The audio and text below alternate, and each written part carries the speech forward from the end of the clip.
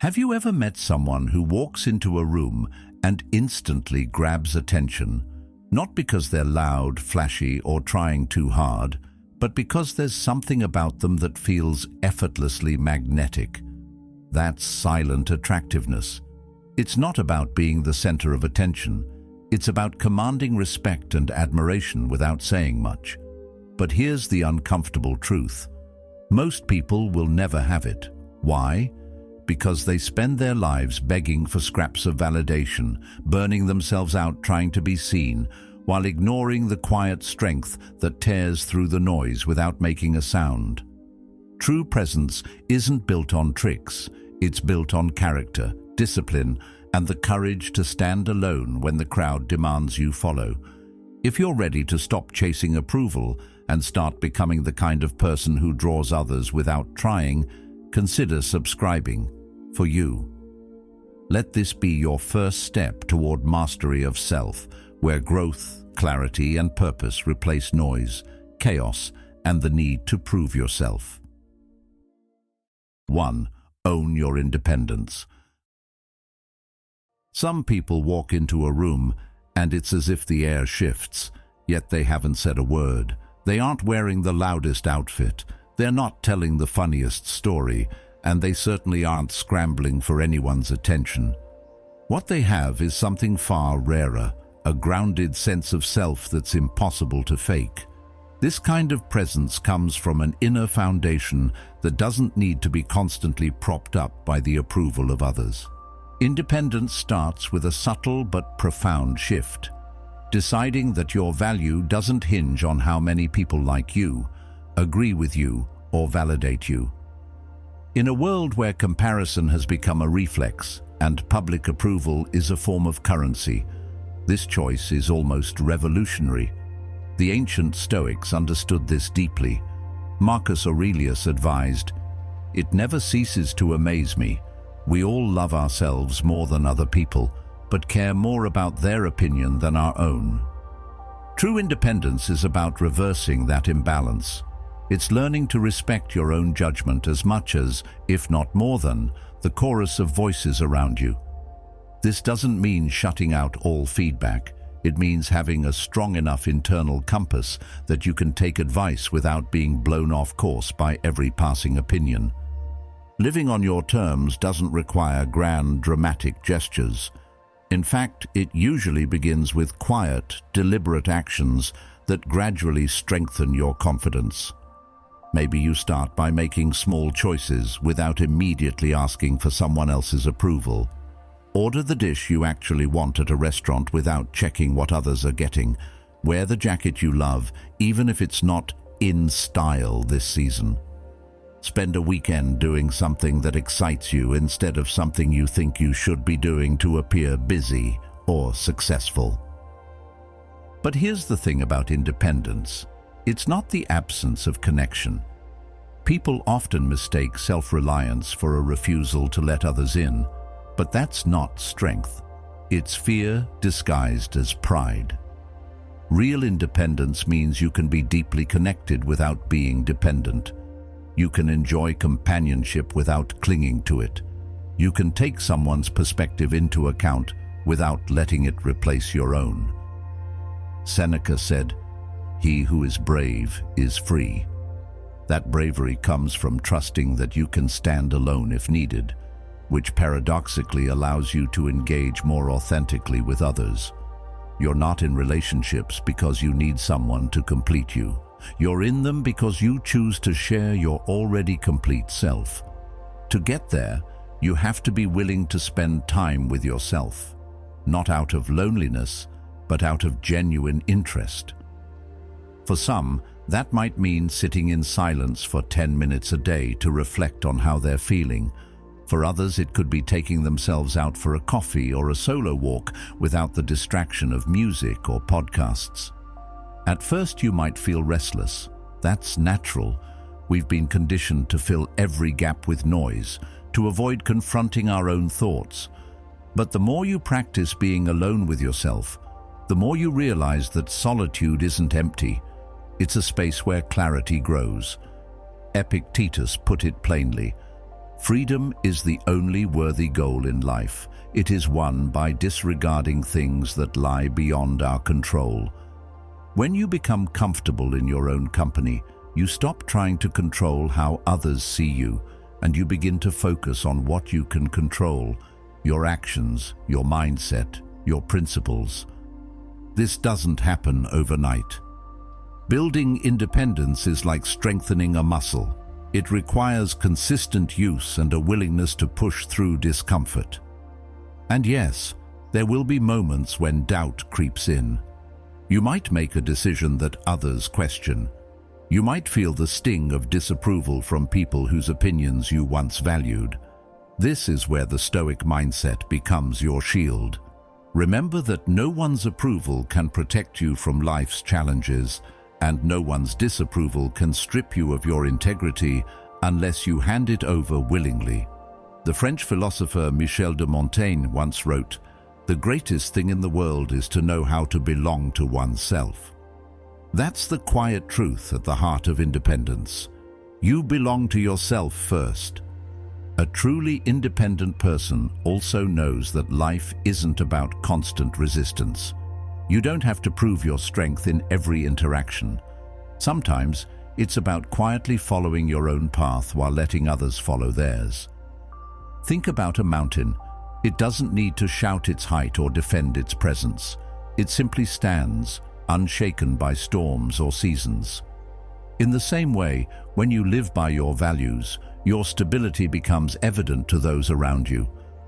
You'll notice that people start to treat you differently, not because you demanded respect, but because your composure, clarity, and self-trust naturally command it. This is what makes independence magnetic. Of course, this kind of independence requires honesty, the kind that forces you to ask hard questions. Am I living the life I truly want, or the life others expect me to live? Do I say yes out of genuine desire, or out of fear that saying no will cost me approval? Am I making choices because they align with my principles, or because they make me look good to others? These aren't comfortable questions, but they're necessary ones. In practicing independence, you'll find that you naturally attract a different kind of attention. Instead of chasing people, you'll notice them gravitating toward you, not because you're trying to impress them, but because they can sense your groundedness. There's an unspoken allure in someone who doesn't need the room's energy to feel alive, who isn't swayed by every opinion, and who can enjoy their own company without apology. In a culture addicted to noise and constant display, your calm self-assurance becomes a rare and valuable currency.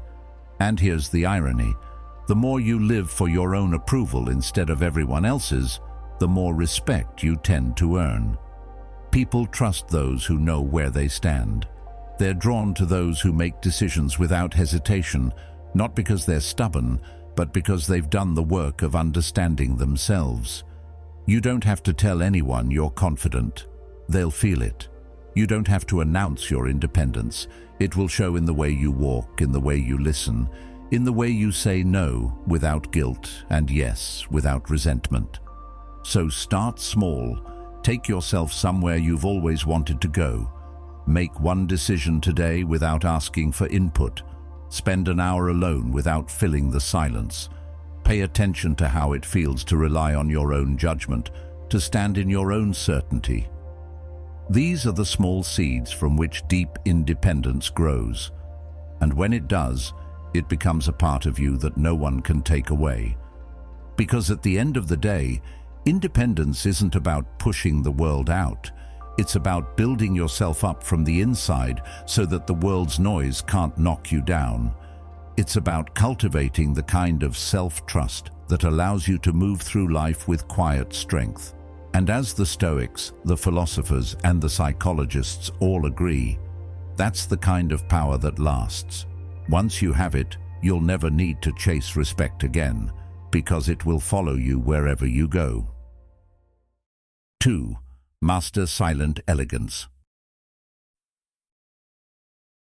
There's a certain kind of presence that doesn't need to announce itself, yet it lingers in people's minds long after you've left the room.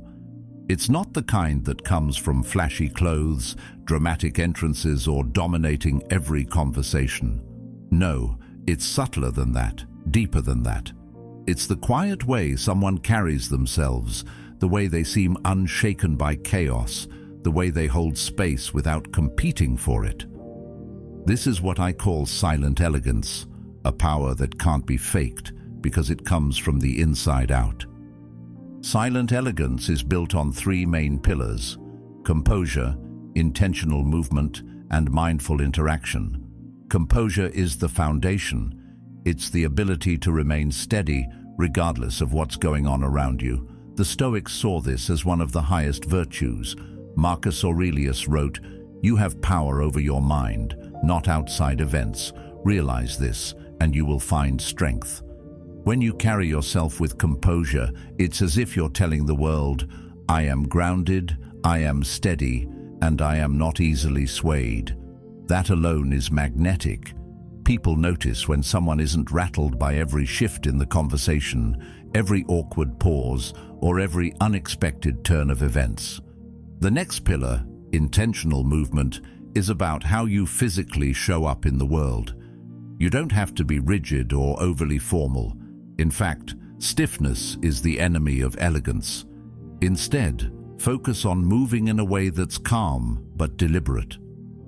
When you walk into a room, do it with a relaxed posture, shoulders slightly back, and your head held naturally, not too high, as if you're looking down on people, and not too low as if you're avoiding them.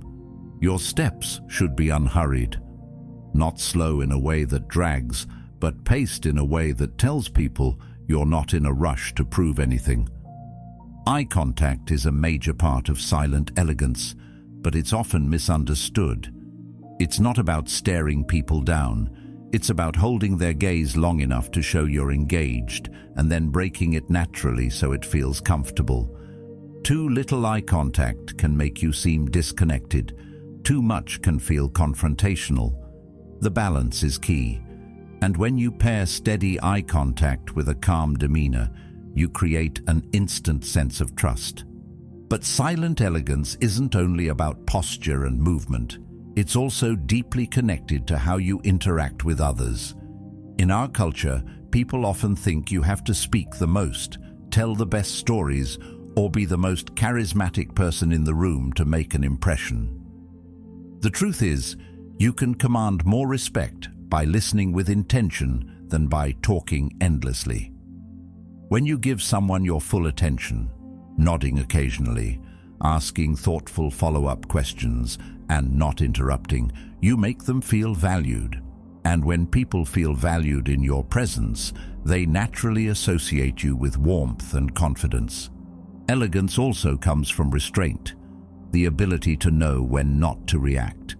In moments of conflict or discomfort, most people rush to fill the silence, explain themselves, or match the other person's energy. Silent elegance means resisting that impulse. It's taking a breath before you respond.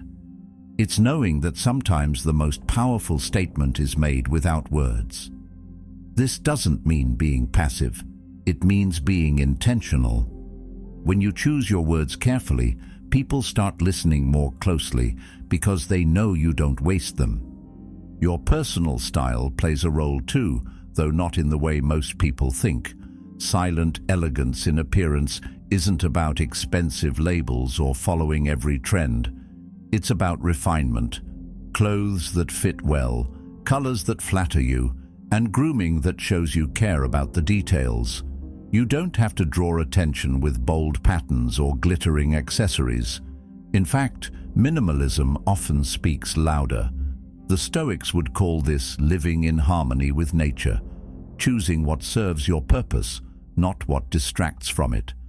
Just as Marcus Aurelius advised against unnecessary luxury, silent elegance in style is about wearing what enhances your presence, not overshadows it. There's also a psychological element to silent elegance that people don't talk about enough: self-respect. You can't fake elegance if you don't respect yourself, because it will eventually show in the way you carry yourself. And here's where Stoic philosophy offers a deeper layer. They believed true beauty wasn't about the body at all, but about the soul. Your external elegance should be a reflection of your internal state. If you are constantly anxious, bitter, or judgmental, it will seep into your body language no matter how polished your exterior is.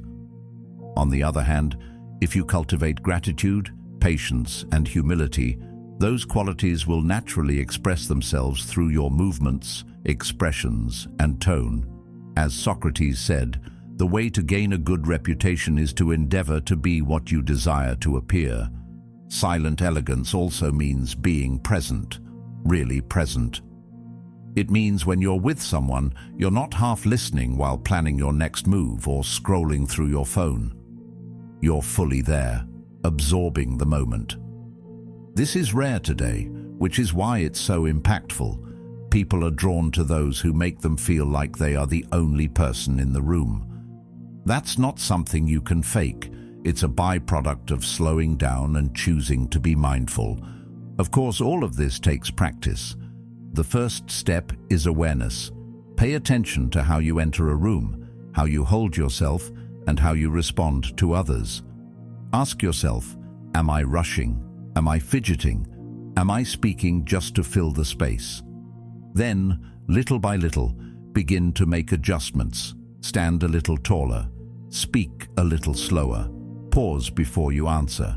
Small changes compound over time, and soon they become your natural way of being. And remember, elegance isn't perfection. In fact, trying to appear perfect often destroys the very quality you're trying to cultivate. People connect with those who are graceful yet human, confident but approachable. The Japanese concept of wabi-sabi teaches that there is beauty in imperfection, and Stoic philosophy agrees. Your value is not diminished by flaws as long as you carry them with humility and composure. In the end, mastering silent elegance is less about learning to look elegant and more about learning to be elegant. It's about bringing your best self into every space, not to prove anything, but because it's who you are. When you walk with intention, listen with care, and move through the world with calm self-assurance, you send a silent message that people can feel even if they can't put it into words. And that's why silent elegance lasts. It doesn't depend on trends, money, or constant attention. It comes from you, and it stays with you no matter where you go. 3. The subtle signature scent. There are moments in life when a memory clings to you, not because of what someone said, but because of how they made you feel. And sometimes that feeling comes from something as simple as their scent. You might not even notice it at first. It lingers subtly, a whisper in the air, attaching itself to a moment, a conversation, or an encounter. Then, days or even years later, you catch that same fragrance somewhere else, and suddenly, you're right back in that memory. That's the quiet power of a signature scent. It's not just perfume or cologne, it's a silent calling card, a part of your presence that speaks long after you've walked away. The beauty of a subtle signature scent lies in its restraint. Too much, and it overwhelms. Too little, and it disappears before it has a chance to leave an impression. The sweet spot is a fragrance that feels like an extension of who you are, clean, refined, and distinctively yours. This doesn't mean you have to spend a fortune on high-end brands. It means being intentional about the details. Just as the Stoics believed in aligning your outer actions with your inner values, your scent should align with the image and energy you want to project. Marcus Aurelius once wrote, "The soul becomes dyed with the color of its thoughts." I'd add that your presence, scent included, becomes tinted with the quality of your choices. The fragrance you choose is one of those choices, a reflection of the care you take in presenting yourself to the world. But here's where many people misunderstand. Choosing a signature scent isn't about impressing others, it's about self-respect. It's about knowing that when you step into a room, every part of you, even the invisible parts, is in alignment. A well-maintained personal scent signals attention to detail. It shows that you're intentional, that you understand the little things aren't so little after all. Fragrance works on a deeper, almost primal level. Our sense of smell is directly connected to the brain's limbic system, the part that governs emotions and memory. That's why certain scents can instantly transport us back to a moment or a feeling. Epictetus once taught, "First say to yourself what you would be, and then do what you have to do." If you want to be remembered as someone calm, refined, or energizing, your scent can help anchor that impression in people's minds. When you choose it intentionally, it's no longer random. It becomes a silent signature of your character. Your signature scent doesn't have to be something obvious or heavily perfumed. In fact, some of the most attractive scents are barely noticeable, blending so naturally with you that people can't quite pinpoint what it is. They just know they want to be near it. Think fresh laundry, clean skin, subtle notes of wood, citrus, or spice. These kinds of fragrances invite people in without overpowering them. Seneca once wrote, "Simplicity is the ultimate sophistication." That wisdom applies perfectly here. Your scent should enhance, not distract. Of course, scent is only one part of the equation. It's a reflection of your overall personal care, which is where many people miss the mark. No fragrance can cover for poor hygiene, unwashed clothes, or neglecting the basics. A signature scent works best when it's the final touch on a foundation of cleanliness and grooming. It's like adding a subtle frame to a well-painted picture. It highlights what's already there, rather than trying to mask flaws. Socrates put it beautifully, "Be as you wish to seem." If you wish to seem elegant, disciplined, and composed, start by being those things in your daily habits. Your scent will simply echo them. Creating a signature scent for yourself is also an act of self-awareness. It requires you to ask, what feeling do I want to leave behind when I'm no longer in the room? Do I want to project warmth and comfort, freshness and clarity, strength and mystery? Once you identify that, you can find a scent that supports it. The Stoics often spoke of living in harmony with nature, and in this context, it means choosing something that feels authentic to your natural energy, not something that feels like you're wearing a mask. And remember, your scent isn't only about perfume or cologne. It's also in the soap you use, the detergent you wash your clothes with, even the subtle aroma of your hair products. All of these work together to create your overall presence.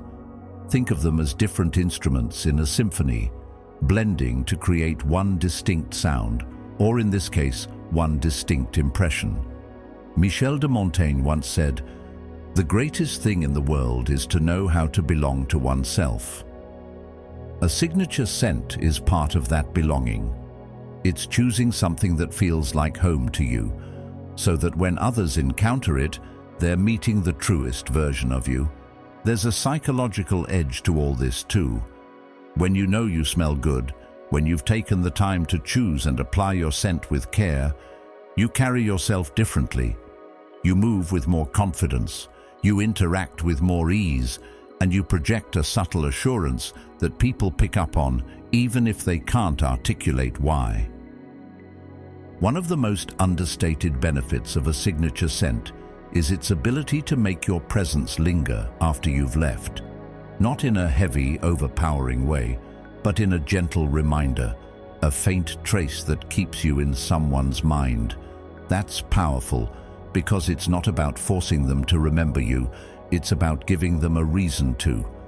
The Stoic philosopher Epictetus might frame it this way: leave behind not just a memory of your words or actions, but a feeling, an atmosphere, a trace of your essence that others can't quite shake. Now, here's where the discipline comes in. A signature scent works because it's consistent. It's not something you change every week on a whim. Over time, people begin to associate it with you, and that consistency builds recognition. In a way, it's like a personal brand, something instantly familiar that signals, "I'm here." Seneca might call this living according to your principles, even in small things, because they reflect the larger structure of your life. To build this habit, start small. Test different scents and notice how you feel wearing them. Do they energize you, ground you, make you feel more at ease? Choose one that feels right, then stick with it. Make it a part of your routine. Apply it before important meetings, social events, or even just as part of your daily preparation. Over time, it will become second nature, and so will the confidence that comes with it. The truth is, the world remembers far less about what we say than about how we make people feel. A signature scent is one of those small, almost invisible tools that can shape that feeling in a powerful way. It's quiet, it's personal, and it's deeply human. As Marcus Aurelius reminded us, what is not good for the beehive cannot be good for the bees. Taking care of your own presence, down to the finest details, benefits not just you, but everyone you interact with. It makes their experience of you richer, more memorable, and more pleasant. So the next time you think about how to make a lasting impression, remember this. Your scent speaks long after you stop talking. It's not vanity, it's self-respect in its most subtle form. It's the invisible handshake, the quiet nod, the unspoken statement that you are a person who pays attention to the little things. And in a world that rushes past the details, that alone can make you unforgettable. 4. Be fully present. There's a rare kind of person you meet from time to time who makes you feel like the only human being in the world. When you talk, they're not glancing at their phone, scanning the room, or waiting for their turn to speak. They're fully there, with you in the moment, absorbing every word. And the strange thing is, you walk away from those conversations not just remembering what was said, but feeling deeply valued. That is the quiet magic of being fully present. In a time when distraction is the norm, presence has become one of the most magnetic and unforgettable qualities a person can have.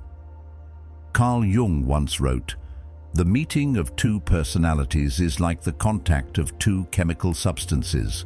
If there is any reaction, both are transformed." Presence is the catalyst for that transformation. It's the unspoken signal that says, "I see you, you matter." The truth is, presence isn't complicated. It's simple, but simple doesn't mean easy. We live in a culture that thrives on interruption, notifications, scrolling feeds, background noise, multitasking. It's all designed to pull us away from the moment we're in. Being present requires deliberate resistance to that pull. The Stoics knew this long before smartphones existed. Marcus Aurelius wrote, "Confine yourself to the present." For him, that wasn't just advice. It was a way to cut through the noise of life. If you're truly focused on the here and now, you're not haunted by the past or consumed by what might happen in the future. You're anchored, and people can feel that anchor in you. When you're fully present with someone, you're telling them, without words, that they're worth your time and your attention. Think about how rare that is today. Most of us have been in conversations where the other person is nodding politely while their eyes flick to the clock or they're subtly swiping on their phone. You can sense it immediately, and it feels dismissive. It's the emotional equivalent of saying, "You're not that important right now." On the flip side, when someone gives you their undivided attention, you feel validated. You feel like your thoughts and feelings have weight. Seneca understood the power of this kind of focus when he said, "It is not that we have a short time to live, but that we waste much of it." Wasting our moments by splitting our attention robs not just us, but the people we care about. Presence isn't about perfection, it's about intention. It's not that you'll never get distracted, it's that you choose to return your focus to the person or task in front of you. And this doesn't apply only to conversations. Being present also means giving your full focus to whatever you're doing, whether that's cooking dinner, reading a book, or walking down the street. Our minds are like restless travelers, always jumping ahead to the next stop. But when you commit to noticing the details, the way the air smells, the expression on someone's face, the exact tone in their voice, you open yourself to a depth of experience that most people skip over entirely. Psychologically, presence has an immediate impact on connection. When you give someone your attention, you're not just hearing their words, you're picking up on their body language, their tone, and the emotions behind what they're saying. This makes you far more empathetic and responsive. Of course, presence also requires self-discipline.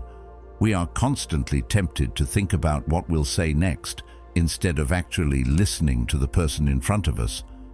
But true presence means letting go of the need to control the conversation and simply allowing it to unfold.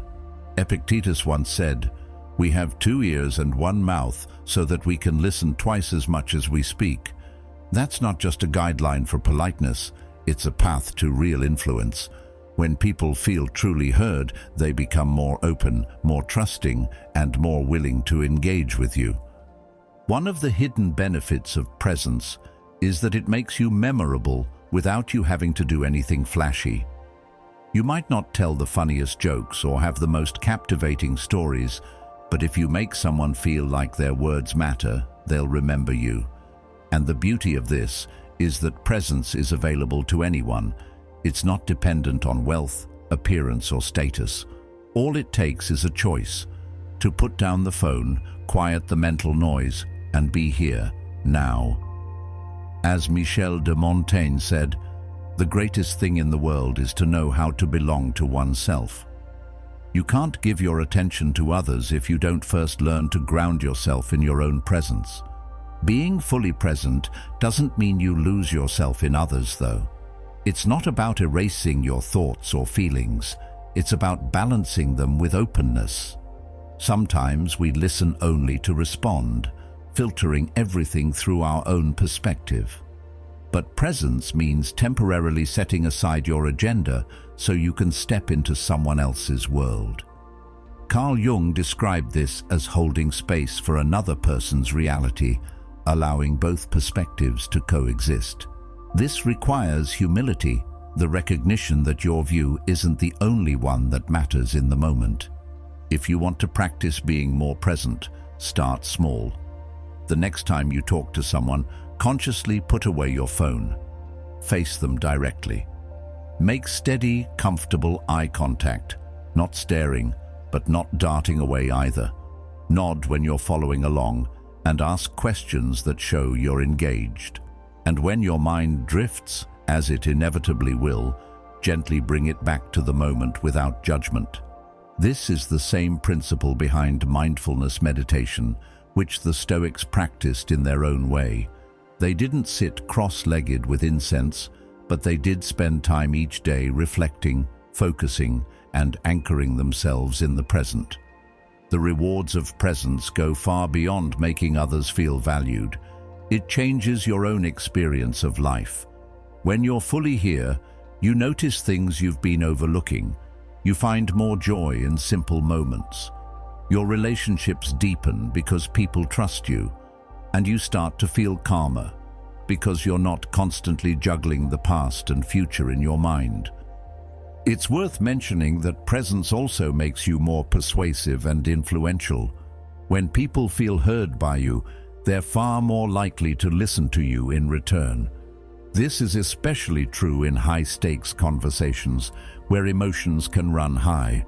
A calm, attentive presence can diffuse tension faster than any clever argument. It signals control, composure, and respect, qualities that are deeply attractive in both personal and professional settings. And unlike quick tricks to gain attention, presence leaves a lasting impression that people trust. At its core, presence is about respect, both for yourself and for others. You respect yourself enough to show up fully, not half-engaged. And you respect others enough to give them your most valuable resource, your attention. So the next time you're in a conversation, ask yourself, am I really here, or am I somewhere else entirely? Am I giving this person the same focus I wish they'd give me? Presence doesn't cost anything, yet it's one of the rarest gifts you can give. And in a world where most people are half living in their devices, being fully present isn't just a social skill, it's a superpower. Because at the end of the day, people may forget your words, they may even forget your face, but they will never forget how you made them feel. And when you're present, truly present, how they feel is seen, heard, and valued. That's the kind of connection that leaves a mark, not for a moment, but for a lifetime. 5. Keep a touch of mystery. There's something captivating about a person you can't quite figure out. You notice the way they speak, how they listen, and the calm confidence in their presence. But you can sense there's more beneath the surface. They don't spill every detail of their life the moment you meet them. They're warm, approachable, yet there's a part of them that stays just out of reach, and that's what keeps you intrigued. In a world where oversharing has become second nature, and every thought, meal, and opinion is broadcast for instant consumption, the ability to keep certain things to yourself has become rare and powerful. The truth is, we live in a time where privacy is almost treated like a weakness, as if keeping things to yourself means you're hiding something. But the Stoics would tell you that restraint is a virtue. Epictetus said, "Be silent for the most part, or speak only what is necessary and in few words." This wasn't advice to be cold or distant. It was about valuing the weight of your words and the moments you choose to share. When you leave space for people to wonder, you invite them to pay closer attention. They lean in, they ask questions, they think about you after you've left the room, because you've given them just enough to make them curious without satisfying it entirely. Mystery isn't about manipulation. It's not about playing games or making people chase you out of frustration. It's about self-respect. It's knowing that not every part of you needs to be on display for public consumption. You can share your personality, your humor, your ideas, without giving away every chapter of your story in the first conversation. Keeping a touch of mystery also makes your actions more impactful. When you speak less about your plans and goals, your results become your statement. There's an old piece of wisdom often echoed in philosophy. Let your actions speak for themselves. Marcus Aurelius wrote, "Waste no more time arguing about what a good man should be one." In the same way, you don't need to tell the world what you're doing every step of the way. Simply do it. When the outcome is visible, it carries far more weight than constant updates along the journey. Think about it in terms of storytelling. The most engaging books and films don't reveal everything in the first chapter. They give you pieces, a hint here, a foreshadowing there, so you're compelled to keep going. You too are telling a story through how you live and interact. If you hand someone the entire plot immediately, there's nothing left for them to discover. But if you allow them to experience your depth gradually, each new layer becomes a moment of intrigue. As the philosopher Blaise Pascal once wrote, "We are generally the better persuaded by the reasons we discover ourselves than by those given to us by others." When people uncover things about you in their own time, they feel more invested in knowing you. This doesn't mean you become secretive to the point of isolation. Mystery isn't about shutting people out. It's about setting boundaries for what you choose to share and with whom. There's a quiet strength in being able to hold something just for yourself. In a sense, you're protecting the sacredness of certain parts of your life. The Stoics called this living in accordance with nature, not giving everything away to the winds of public opinion, but keeping your inner life rooted and untouchable. Social media has blurred these lines for many people. It's easy to believe that the more you post, the more real or authentic you seem. But authenticity doesn't mean oversharing. It means being genuine in what you do share, while keeping some things just for you. Michel de Montaigne put it well when he said, "We can be knowledgeable with other men's knowledge, but we cannot be wise with other men's wisdom." Your wisdom, your personal experiences, thoughts, and feelings doesn't have to be on display at all times for it to be real. In fact, sometimes it grows stronger in silence. One of the unexpected benefits of maintaining mystery is that it builds respect. When you're not constantly explaining yourself, you signal confidence. You're saying, "I don't need everyone to understand me for me to be okay with who I am." This is a quality people admire, even if they don't consciously articulate it. Mystery also gives you control over your narrative. When you reveal information slowly and intentionally, you shape the way others experience you. You can allow people to see your humor before they see your ambition. You can let them experience your kindness before they learn about your struggles. This isn't deception, it's pacing. It's choosing to let people earn their way into the deeper parts of your story, which not only protects you but also makes those deeper connections more meaningful when they happen. There's another reason why a touch of mystery works so well. It mirrors life itself. We are naturally drawn to what we don't fully understand. Our minds crave completion, so when something feels unfinished, we keep returning to it. The ancient Greeks understood this in their concept of aporia, the state of puzzlement that compels deeper thought and inquiry. By not giving everything away, you leave open spaces for people to explore. And in exploring, they often discover not just more about you, but more about themselves. If you want to cultivate mystery in your own life, start by observing your patterns. Do you feel the urge to explain every choice you make, to post every experience in real time, to give people every detail when they ask a simple question? Instead, try practicing restraint. The next time someone asks what you're working on, give a concise answer without the full backstory. When something good happens, enjoy it privately for a while before you share it. The point isn't to be evasive, it's to be intentional.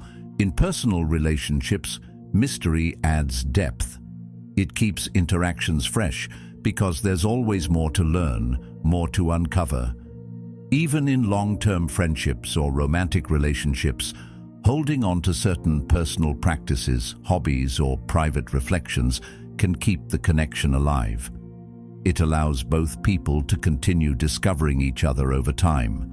Just as a great conversation leaves you wanting to keep talking, a person with mystery leaves you wanting to keep knowing. But here's the important part. Mystery should never be used as a mask for dishonesty. If you withhold information to manipulate, the intrigue turns into mistrust. True mystery works because it's rooted in authenticity. You're not hiding who you are, you're simply not broadcasting every detail. It's a conscious choice to let your story unfold gradually, with care. In the end, keeping a touch of mystery is really about knowing the value of your own life and experiences. Not everyone has earned the right to know everything about you, and that's okay. It's about preserving the richness of your inner world so that it doesn't get diluted by overexposure. As Seneca wisely said, "It is the power of the mind to be unconquerable." Part of that power comes from knowing when to speak and when to let silence do the work. So stop feeling like you owe the world a running commentary of your life. Let people wonder. Let them ask. Let them be drawn to the spaces you choose not to fill. In a noisy world, mystery is a kind of quiet music, and the less you reveal, the more they lean in to listen. 6. Develop cultural wisdom. Every once in a while, you meet someone who can hold a conversation about almost anything: art, history, philosophy, the latest discoveries in science, or even traditions from halfway across the world. They don't speak to show off. They're not trying to dominate the discussion. They simply have a depth to them, a richness in their perspective, that makes talking to them feel like opening a door to a much bigger world. You walk away from that conversation feeling like you've gained something, maybe a new idea, a new way of looking at things, or even a challenge to what you thought you already knew. Carl Jung once said, "Your vision will become clear only when you can look into your own heart. Who looks outside dreams, who looks inside awakes." Developing cultural wisdom is about doing both, looking inward to understand yourself and outward to understand the vastness of the human experience. The truth is, many people stay in their own small bubble. They talk about the same topics, with the same people, in the same ways. There's nothing wrong with familiarity, but the danger is becoming narrow-minded without realizing it. The Stoics understood the importance of widening one's view. Marcus Aurelius wrote, "The universe is change. Our life is what our thoughts make it." When you expose yourself to different cultures, different philosophies, and different ways of living, your thoughts expand, and so does your life. You begin to see that your way isn't the only way, and that realization alone makes you more adaptable, more understanding, and far more interesting to be around. Cultural wisdom starts with curiosity, not the shallow curiosity of wanting a quick fact to impress someone, but the deeper curiosity of wanting to understand why people live, think, and believe the way they do. It means reading books that challenge your perspective, watching documentaries about places you've never been, and having conversations with people whose backgrounds are different from yours. It's about asking thoughtful questions and actually listening to the answers. Seneca once said, "We have 2 ears and 1 mouth, so we can listen twice as much as we speak." This advice applies perfectly here. Developing cultural wisdom is as much about listening and observing as it is about speaking. When you cultivate this kind of knowledge, you bring more to the table in every interaction. You can talk about more than just the weather or the headlines of the day. You can draw parallels between ancient philosophies and modern dilemmas. You can share stories about cultural traditions that most people have never heard of, not to impress, but to inspire curiosity in others. And here's the thing, when you do this without arrogance, without trying to one-up anyone, people are drawn to you. They feel enriched by the conversation, not diminished. One of the most underrated aspects of cultural wisdom is empathy. The more you understand about how other people live, the easier it becomes to step into their shoes. You start to see the reasoning behind actions that once puzzled you, and you realize that different doesn't mean wrong. This shift in thinking can change not only your conversations, but your relationships. Epictetus reminded us, "Men are disturbed not by things, but by the view which they take of them." Cultural wisdom helps you refine that view. It allows you to see beyond the surface and approach people with compassion instead of judgment. Of course, developing cultural wisdom doesn't happen overnight. It's built one small choice at a time, choosing to read instead of scrolling, asking someone about their hometown instead of making assumptions, trying a dish from a cuisine you've never tasted before, attending a festival that celebrates a culture other than your own. Each of these experiences adds another thread to the tapestry of your understanding. And over time, those threads weave into something beautiful, an outlook on life that's wide, inclusive, and rich with perspective. Cultural wisdom also strengthens your ability to adapt. Life will inevitably place you in situations where the people around you think differently, act differently, and see the world differently than you do. Without cultural awareness, those situations can feel uncomfortable or even threatening. But with it, they become opportunities for growth. You learn how to navigate conversations with tact, how to respect boundaries, and how to find common ground even in disagreement. This adaptability is a quiet but powerful form of social intelligence. It's what makes certain people able to walk into any room and connect with almost anyone. Jung often spoke about individuation, the process of becoming your true self. Part of that process is understanding where you fit in the larger human story. By learning about other cultures, you start to see yourself more clearly. You recognize which parts of you are universal and which are shaped by your environment. You begin to separate your identity from your conditioning, which gives you more freedom to grow. And let's be honest, curiosity is magnetic. People want to be around those who are genuinely interested in the world. It makes them feel like you might also be genuinely interested in them. The energy you bring into a conversation when you're curious is different. It's lighter, more open, more engaging. You're not just waiting for your turn to talk, you're exploring the topic together. That's when real connection happens. It's worth mentioning that developing cultural wisdom also keeps your mind sharp. When you expose yourself to new ideas, you're essentially exercising your brain. You're making connections between seemingly unrelated concepts, and that kind of mental flexibility has benefits far beyond social situations. It can help you solve problems more creatively, approach challenges from new angles, and even find meaning in unexpected places. As Marcus Aurelius advised, look beneath the surface. Let not the several quality of a thing nor its worth escape you.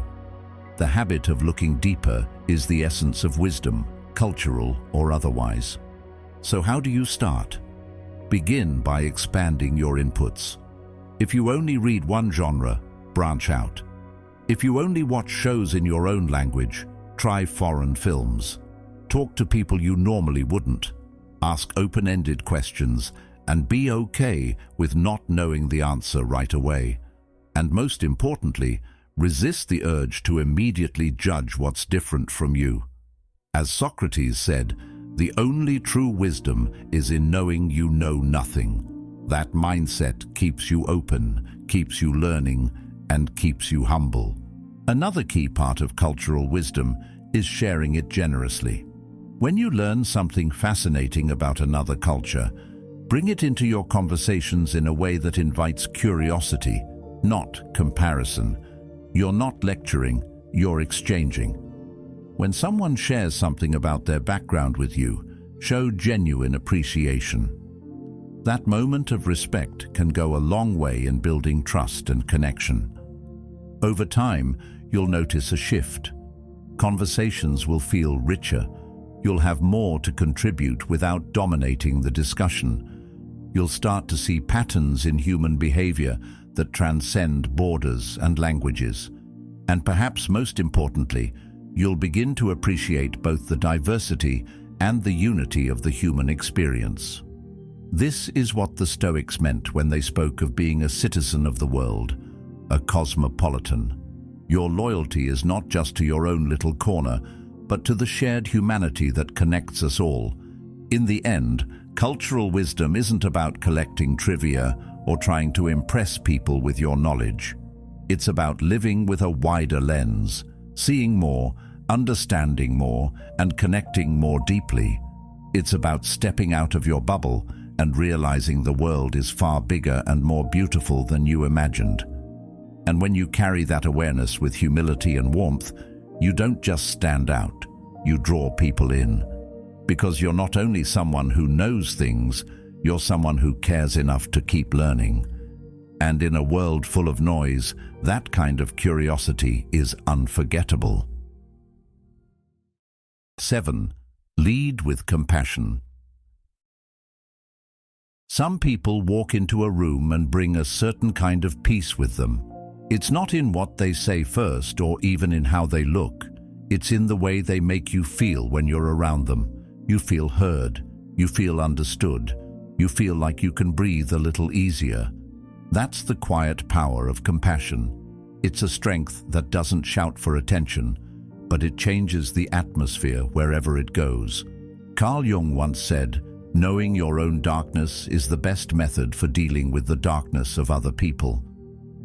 Compassion begins there, by understanding your own struggles so you can meet others with empathy instead of judgment. We live in a world where kindness often feels transactional. People help because they expect something in return, credit, praise, or a favor owed. But genuine compassion is different. It's not about getting something back. It's about showing up for someone because you value them as a fellow human being. The Stoics saw this as a duty. Marcus Aurelius wrote, "Men exist for the sake of one another. Teach them then, or bear with them." Compassion is part of our responsibility to each other, not a bonus we give when it's convenient. The thing about compassion is that it requires presence. You can't be compassionate if you're half listening or already thinking about what you're going to say next. You have to slow down, give someone your full attention, and let them know you're actually with them in the moment. This doesn't mean you have to agree with everything they say or solve all their problems. Often, the most compassionate thing you can do is simply to listen without judgment. Seneca once said, "Wherever there is a human being, there is an opportunity for kindness." You don't have to wait for a big moment to practice it. Everyday conversations offer the chance. Compassion is often mistaken for weakness, but in reality, it's a sign of deep strength. It takes courage to open yourself to another person's pain without letting it harden you. It's easier to keep your distance, to protect yourself by staying indifferent. But indifference doesn't connect, and it doesn't inspire trust. True compassion means you can sit with someone in their struggle, offer support, and still maintain your own stability. Epictetus put it well, "Make the best use of what is in your power, and take the rest as it happens." You can't control what someone else is going through, but you can control how you respond to it. One of the most powerful aspects of compassion is that it's remembered long after the moment has passed. People might forget your exact words, but they'll remember the feeling of being respected, valued, and understood. This is why compassion builds influence, not the loud kind, but the kind that makes people want to be around you because they feel safe in your presence. To lead with compassion, you have to let go of keeping score. If your kindness is conditional, it's not compassion, it's a trade. Help because you can, not because you expect repayment. If someone thanks you, appreciate it. If they don't, move on. The Stoics would remind us that the reward for virtue is virtue itself. Acting with compassion shapes your character, whether or not anyone notices. Marcus Aurelius wrote, "If it is not right, do not do it. If it is not true, do not say it." Doing what is right, even quietly, is its own form of leadership. Compassion also requires boundaries. It doesn't mean sacrificing your well-being to help everyone else. If you drain yourself completely, you won't be able to show up for anyone, not even yourself. This is where self-awareness comes in. Jung believed that facing your own inner challenges gives you the perspective to understand others without being consumed by their struggles. You can care deeply while still protecting your own energy. That balance is what keeps compassion strong instead of burning it out.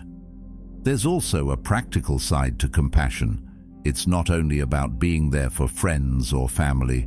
It applies in every part of life. At work, compassion helps you navigate conflicts without unnecessary hostility. In leadership, it makes people more willing to follow you because they know you care about their well-being. In relationships, it deepens trust and creates a foundation of mutual respect. Epictetus taught, "No great thing is created suddenly." Compassion works the same way. It's built through consistent small actions, not grand gestures. If you want to develop compassion, start with patience. The next time someone frustrates you, pause before reacting. Ask yourself what might be happening in their life that you can't see. This doesn't excuse bad behavior, but it shifts your perspective. When you approach people with curiosity instead of instant judgment, you open the door to understanding.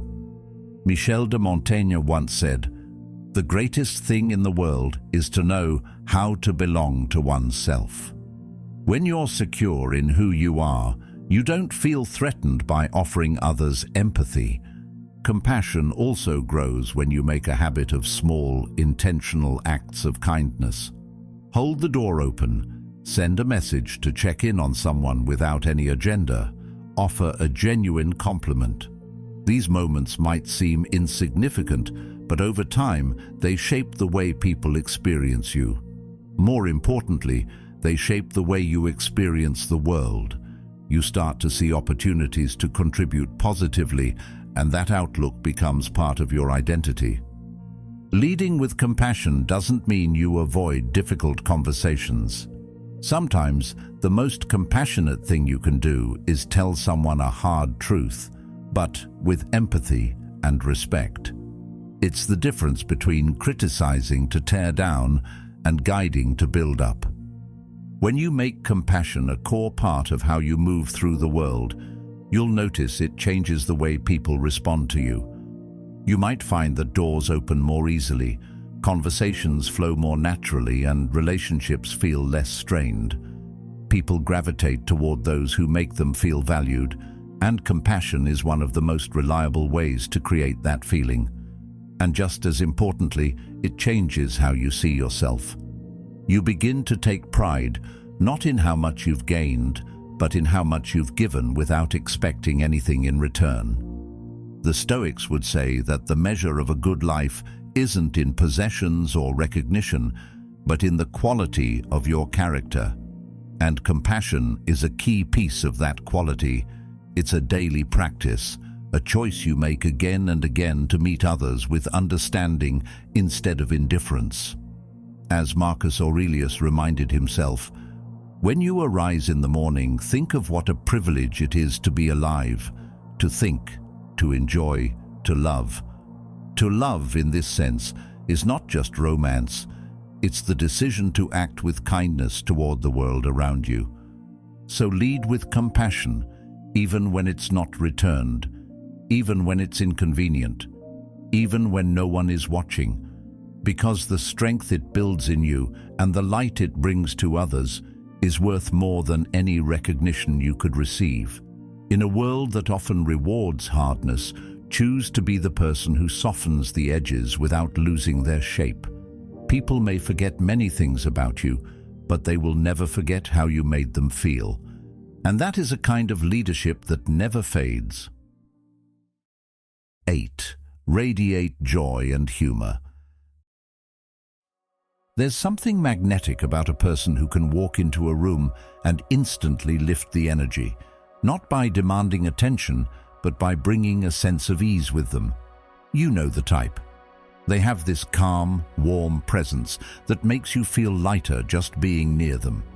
They can laugh at themselves without a hint of insecurity, and they know how to find moments of light even when life is far from perfect. It's not forced. It's not the exhausting, always-on kind of cheerfulness that feels fake. It's a grounded joy, one that radiates quietly but powerfully. Carl Jung once said, "The most terrifying thing is to accept oneself completely." Joy often begins there, with acceptance.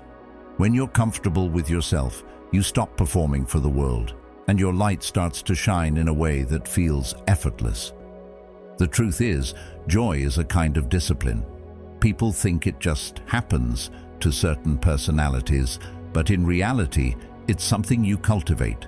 It's the daily decision to notice beauty, to focus on gratitude, and to not let challenges consume you completely. The Stoics understood this deeply.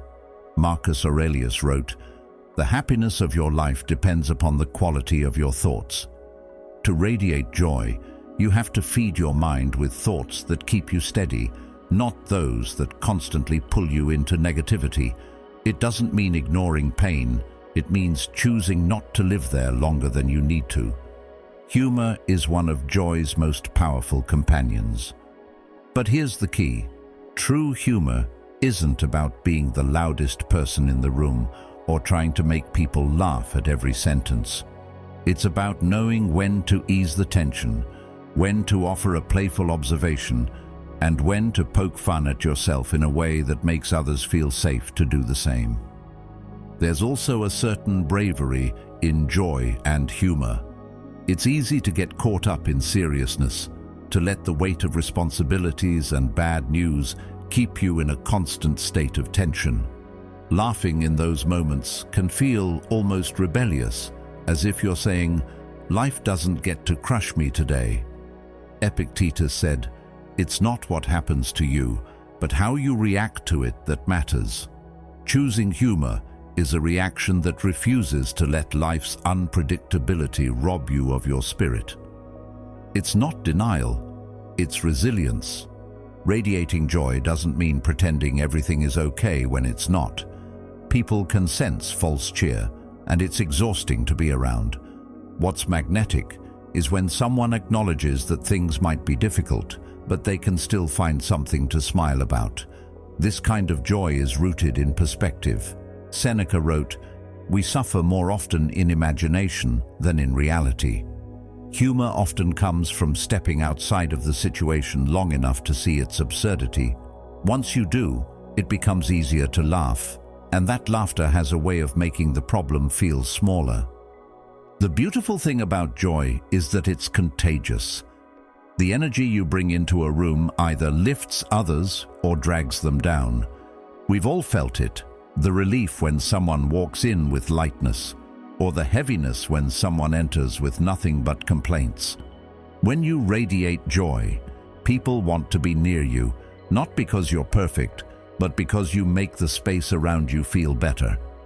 That's influence without force. Humor, especially self-deprecating humor, can also be a bridge between people. When you can laugh at your own mistakes without spiraling into shame, you show others that it's safe to be human around you. This creates connection faster than any perfectly curated image ever could. Jung talked about the importance of integrating the shadow, the parts of ourselves we'd rather hide. Humor is one of the most graceful ways to bring those shadows into the light, turning potential embarrassment into shared laughter. Of course, joy and humor require presence. You can't find the funny moment if you're always 2 steps ahead in your head, worrying about the future or replaying the past. You have to be here, noticing the little details. A raised eyebrow in a meeting, the way someone mispronounces a word, or the irony of a situation. These are the raw materials for humor and joy, but you only catch them if you're paying attention. Another important thing to remember is that joy isn't about constant high energy. Sometimes it's quiet, like a peaceful smile in the middle of a hectic day, or the warmth in your voice when you greet someone. Stoic joy isn't about hype. It's about a steady flame that doesn't go out when the wind picks up. You can still feel the full range of emotions, anger, sadness, frustration, but you return to joy as your baseline. That's what makes it powerful. If you want to cultivate this energy, start small. Practice gratitude daily. Notice 3 things that make you smile every morning. Seek out humor intentionally. Watch a funny movie, read a witty author, or spend time with people who make you laugh without effort. And just as importantly, be that person for others. Offer a light remark in tense moments, share an amusing story, or simply laugh with someone instead of at them. Emerson once said, "To laugh often and much, to win the respect of intelligent people and the affection of children, this is to have succeeded." Joy is part of that success. It's worth noting that humor can be incredibly healing. Laughter releases tension in the body, lowers stress hormones, and even strengthens the immune system. But on a social level, it does something deeper. It creates bonds. When you share a genuine laugh with someone, you create a shared memory, a tiny moment of unity that says, "We're in this together." Those moments accumulate, and before you know it, your relationships feel stronger, your environment lighter, and your own heart a little less heavy. There's also an element of leadership in joy. People look to those who can hold steady in difficult times, and joy is a form of steadiness. It's a message that says, we can handle this, and we can still enjoy life while we do. Leaders who use humor effectively tend to build more trust and loyalty because they make challenges feel more manageable. They're not dismissing the problem. They're reminding everyone that the problem doesn't define them. Ultimately, radiating joy and humor is about making a choice every day. It's about deciding to bring light instead of darkness, to lift instead of weigh down, to connect instead of isolate. It's not about ignoring reality, it's about refusing to let reality steal your ability to enjoy life. As Epictetus would remind us, we can't control everything that happens, but we can always control the energy we bring to it. So, laugh at yourself when you spill your coffee. Smile at the stranger in the elevator. Share the ridiculous story about the time you made a complete fool of yourself. Let people see that you can find joy in the ordinary and humor in the chaos. Because the truth is, the world needs more people who can carry joy like a lantern, steady, warm and bright enough to make the path a little lighter for everyone around them.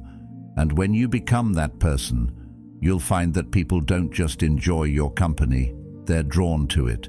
They want that light in their lives. And that's a kind of presence that speaks louder than any words ever could. 9. Prioritize self-care. There's a certain kind of presence that you can't fake. It's in the way a person moves, in the quiet energy they carry, in how they speak without rushing their words. You notice they seem grounded, balanced in a way that isn't about showing off, but about having a calm confidence that radiates from the inside out. That presence doesn't come from luck or genetics. It comes from something deeper, the consistent choice to take care of themselves day after day. Carl Jung once said, "What you resist persists." When you neglect your own needs, the effects show up. Tiredness, irritability, a lack of clarity, and those signs don't just fade away. They build until you can't ignore them anymore. Self-care is the practice of facing those needs before they become crises. The problem is, self-care has been watered down into an image of bubble baths and face masks. There's nothing wrong with those things, but they're just the surface. Real self-care is far less glamorous, but infinitely more powerful. It's choosing the foods that fuel you instead of the ones that leave you sluggish. It's getting enough sleep even when it means saying no to something you'd enjoy in the short term. It's staying active, not to chase an unrealistic image, but because you want your body to support you for years to come. And it's protecting your mental health with the same urgency you'd protect your physical safety. Self-care is also about discipline, not the harsh, punishing kind that drains you, but the steady, self-respecting kind that says, "I matter enough to show up for myself today." Seneca put it plainly, "A man cannot be comfortable without his own approval." If you're constantly breaking promises to yourself, skipping workouts, staying up too late, neglecting your mental space, you slowly erode your own trust. But when you follow through on the commitments you make to yourself, even in small ways, you build self-respect, brick by brick. And that respect changes the way you carry yourself. There's an undeniable attractiveness to someone who clearly takes care of themselves. It's not about perfection, it's about signaling that you value your life enough to nurture it. People pick up on that energy, often subconsciously. They see someone with clear eyes, steady posture, and a kind of calm alertness, and they think, this is someone who's got their life in order. You don't have to say it, they can see it. But let's be honest, self-care isn't always comfortable. Sometimes it's choosing to meal prep instead of ordering takeout. Sometimes it's getting up early to exercise when you'd rather stay in bed. Sometimes it's saying no to people you care about because you know you need time to rest. These aren't the moments you post about, but they're the ones that matter most. Mental self-care is just as important as the physical side. This means knowing when your mind is overloaded and taking steps to clear it. It might mean journaling to get your thoughts out, meditating to steady your breathing, or simply spending time in nature to reset. Jung believed that who looks outside dreams, who looks inside awakes. Turning inward isn't selfish, it's essential. If you never pause to check in with yourself, you risk running on autopilot, missing the signs that something needs to change. There's also a social element to self-care, choosing the people you surround yourself with. If you spend your time with those who drain your energy or constantly pull you into drama, you're undermining your own well-being. Protecting your boundaries isn't cold, it's an act of respect for yourself and your future. As the Stoics would say, your time and attention are the most precious things you have. Spend them wisely. One of the most overlooked parts of self-care is rest. In a culture obsessed with productivity, rest is often treated like a weakness. But the Stoics saw it differently. They valued periods of stillness as much as action. Marcus Aurelius often reminded himself to step back, to breathe, to remember his place in the larger flow of life. Rest isn't about doing nothing. It's about restoring the mind and body so you can do everything else with focus and clarity. Of course, balance is the heart of self-care. Too much indulgence and you lose the benefits of discipline. Too much discipline without rest, and you burn out. The goal is to find the rhythm that sustains you, one that you can keep for the long term. This rhythm will look different for everyone. For some, it's waking up early to meditate and exercise. For others, it's protecting slow evenings to read, cook, or connect with loved ones. What matters is that it's intentional. Self-care also extends to the way you speak to yourself. The words you use internally can either fuel you or drain you. If you constantly criticize yourself, no amount of external care will undo the damage. Compassion toward yourself isn't weakness. It's what allows you to keep growing without becoming bitter. Montaigne said, "The greatest thing in the world is to know how to belong to oneself." When you treat yourself as someone worth belonging to, everything changes. The beauty of prioritizing self-care is that it has a ripple effect. When you take care of yourself, you show up better for others.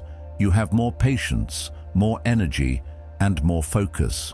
You can offer help without resenting it because you're not running on empty. This is why self-care is not selfish. It's the foundation for everything you give to the world.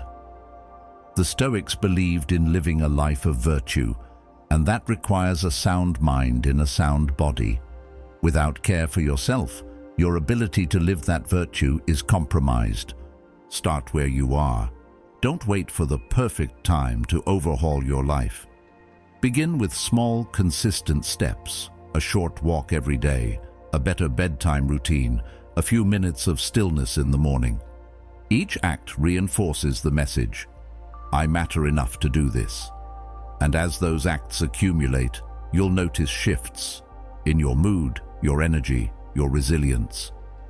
Over time, self-care becomes less about specific actions and more about identity.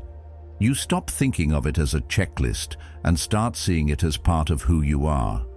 You're someone who eats to fuel your body, who rests to restore your mind, who moves to stay strong, who protects their boundaries because they value their peace. That's not just attractive, it's powerful. And the truth is, people can feel it. They can sense when you're operating from a place of strength and balance. They see the difference in how you handle challenges, in how you carry yourself, in how you interact with the world. Prioritizing self-care doesn't make life perfect, but it gives you the strength to meet life as it is, with clarity, discipline, and calm. In the end, self-care is a choice you make over and over. It's not something you do once and forget. It's a way of living. It's the daily commitment to treat yourself like someone worth investing in. And when you do that, you not only change how you feel, you change how the world experiences you. As the Stoics might say, you become the kind of person who lives in harmony with themselves, and that harmony is something everyone around you can see. 10. Build emotional intelligence. Some people seem to have a natural ability to navigate any social situation. They can walk into a tense room and instantly sense what's going on beneath the surface.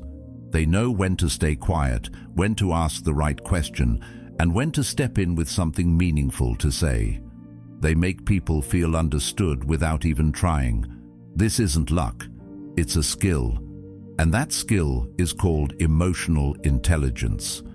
At its core, emotional intelligence is about awareness, awareness of yourself, awareness of others, and awareness of the environment you're in. The Stoics understood this long before the term existed. Marcus Aurelius wrote, "If someone is able to show me that what I think or do is not right, I will happily change, for I seek the truth, by which no one was ever truly harmed."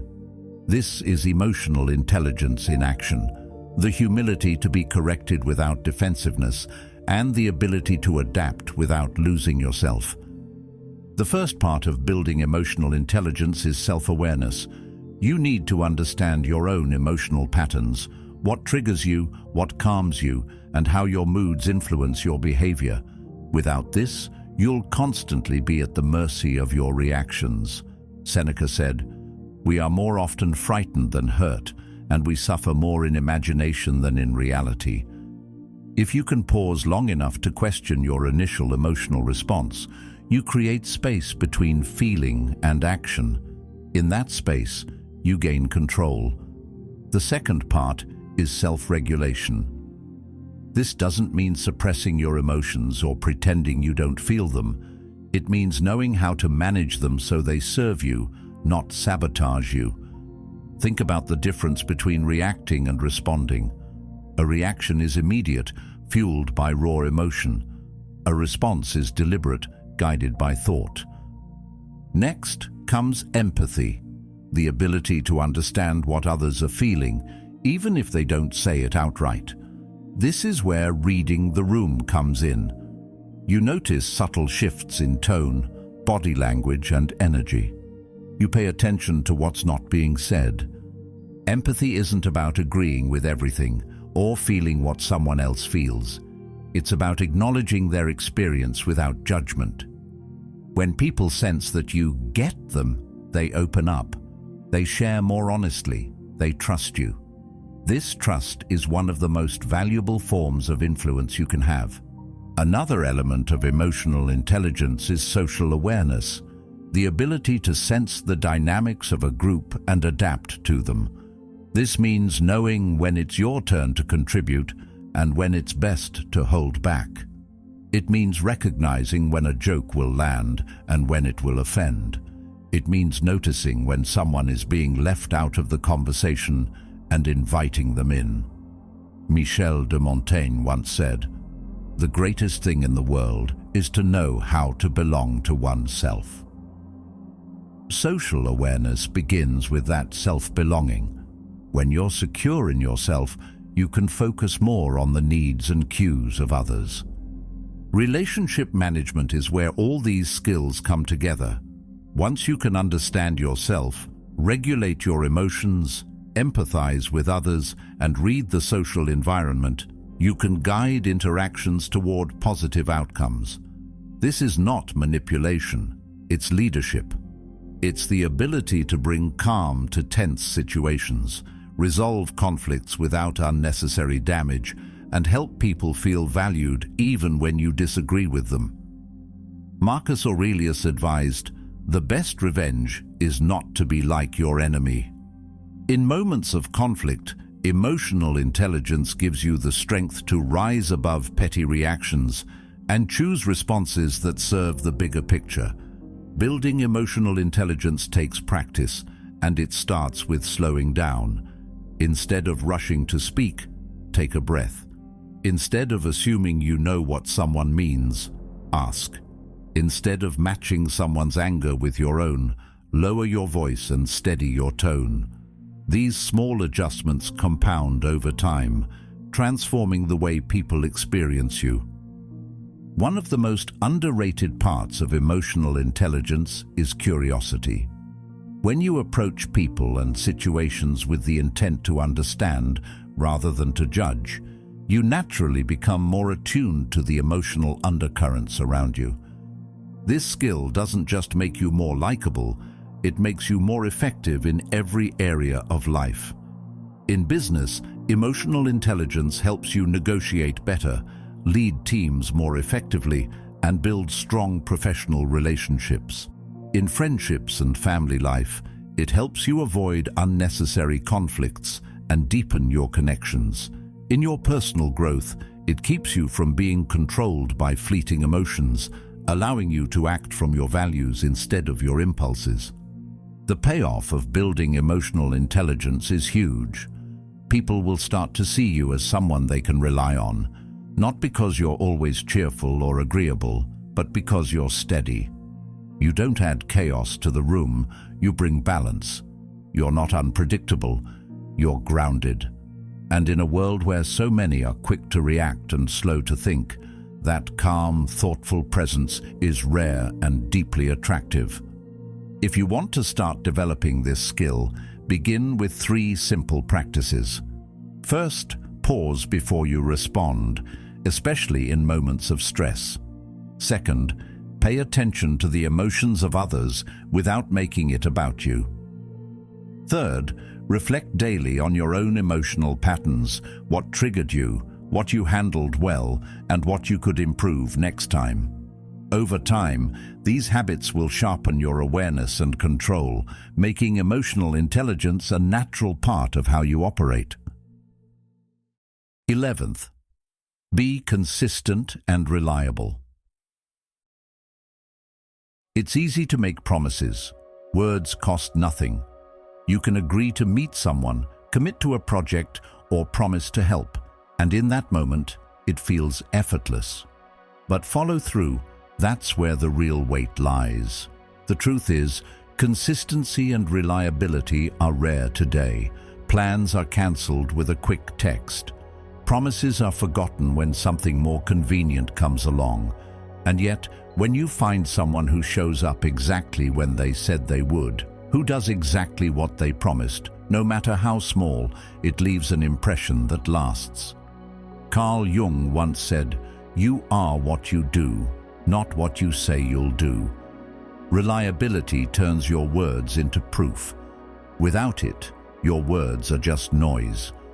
Being reliable is not just about keeping appointments or meeting deadlines.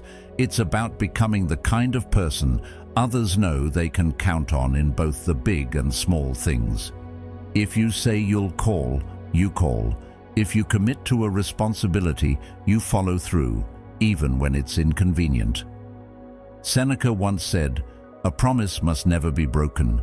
That doesn't mean life won't throw obstacles in your way. Of course it will. But consistency is measured in how you handle those moments. Do you make excuses, or do you find a way to keep your word? Reliability builds trust faster than almost anything else. Trust is not formed in a single grand gesture. It's formed in the small, repetitive acts that prove your dependability over time. Think about the people you trust most. Chances are they've shown up for you again and again, not just when it was easy, but when it was difficult. That's the foundation of deep relationships. Consistency also signals discipline.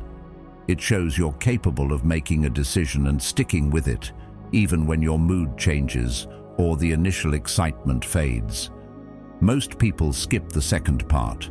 They set goals, make plans, but abandon them at the first sign of discomfort. The reliable person pushes through. They understand that commitment means staying the course, not just when it's inspiring, but when it's mundane. But let's be honest, being consistent isn't always exciting. It can be repetitive, even boring. That's why so few people do it. We crave novelty, the thrill of starting something new. But there's a unique satisfaction that comes from finishing what you start. Consistency is not perfection. It doesn't mean you never miss a commitment or make a mistake. It means you own up to it when you do. You communicate, you adjust, and you do everything possible to make it right. This honesty not only preserves trust, it strengthens it. People know you're not hiding behind excuses. They see you taking responsibility, and that sets you apart in a culture where deflection and blame shifting are common. Reliability also extends beyond others. It starts with the commitments you make to yourself. If you can't keep your own promises, it's only a matter of time before you start breaking them with others. Self-trust is the root of all trust. Montaigne once said, "The greatest thing in the world is to know how to belong to oneself." When you consistently do what you tell yourself you'll do, whether it's sticking to a workout, saving money, or finishing a project, you strengthen your identity. You start seeing yourself as capable, disciplined, and trustworthy. In the workplace, consistency is often the difference between someone who is merely competent and someone who is indispensable. A reliable colleague doesn't just meet deadlines, they meet them without needing to be chased. They don't require constant supervision because their results speak for themselves. Over time, they become the person others turn to when something truly matters. That kind of reputation is priceless. It can't be built overnight, but it can be destroyed quickly if you break your word. Reliability also creates stability in relationships. When people know they can count on you, they feel safe. Safe to open up, safe to rely on you, safe to plan with you. It doesn't matter if it's a friendship, a romantic relationship, or a professional partnership. Trust is the glue that holds it together, and consistency is what keeps that glue from drying out. There's also a quiet confidence that comes from being reliable. You don't have to overcompensate with grand gestures or constant reassurance because your actions have already built your credibility. People know you'll be there, and that knowledge is powerful. It makes you someone they trust with responsibility, someone they respect without hesitation. Of course, reliability comes with boundaries. You can't be reliable for others if you overcommit and burn yourself out. Part of consistency is knowing your limits and being honest about what you can take on. The Stoics valued moderation for this reason. It's better to do fewer things with excellence than to scatter yourself across too many commitments and fail to deliver. If you want to strengthen your reliability, start with small commitments. Show up on time. Respond when you say you will. Deliver on simple promises, like returning a borrowed item or following through on a casual plan. These small acts create a pattern, and patterns become reputation. Once people see that you can be trusted in the small things, they'll trust you with bigger responsibilities. In a world where flakiness has become normal, reliability is a quiet superpower. It doesn't make the loudest noise, but it leaves the deepest impression. People remember the ones who showed up, not just once, but every time. In the end, being consistent and reliable is about integrity. It's about creating a life where your word is enough, because history has shown it to be true. And in a time when trust is fragile, that kind of dependability is not only rare, it's invaluable. When you choose to live this way, you stop being just another voice in the crowd. You become the person people can build on, the one they know will be there, no matter what. And that's a legacy worth leaving. 12. Speak less, mean more. Some people can speak for 10 minutes and leave you with nothing to remember. Others can speak for 30 seconds and change the way you think about life. The difference isn't vocabulary or volume, it's intention. It's knowing that words carry weight and choosing to use them with care. We live in a world where talking has become cheap. Every second, thousands of conversations happen online and offline, most of them filled with noise. But noise is not meaning. The ability to speak less but say more is a rare skill, and it's one that commands attention without ever asking for it. Speaking less doesn't mean being detached or cold. It means being thoughtful. It means not rushing to respond the moment someone finishes speaking. It's pausing, considering the weight of your words, and then delivering something that actually contributes to the conversation. One of the biggest mistakes people make is talking just to prove they know something. They over-explain, they repeat themselves, or they offer advice before it's even been asked for. True authority doesn't need constant proof. It's shown in action and reinforced through well-timed words. Silence, when used intentionally, can be a form of communication all on its own. In tense moments, it can signal strength. In deep conversations, it can create space for others to open up. In negotiations, it can apply subtle pressure. People often rush to fill silence because they mistake it for weakness, but in reality, it's a kind of discipline. It says, "I'm comfortable enough in myself that I don't need to fill every gap." Speaking less forces you to listen more, and listening deeply is one of the most underrated forms of influence. When you actually hear what people are saying, not just the words, but the meaning behind them, you can respond in a way that resonates. Another reason to speak less is clarity. When you strip away the unnecessary details and get to the heart of what you're saying, your message becomes stronger. Think of it like writing.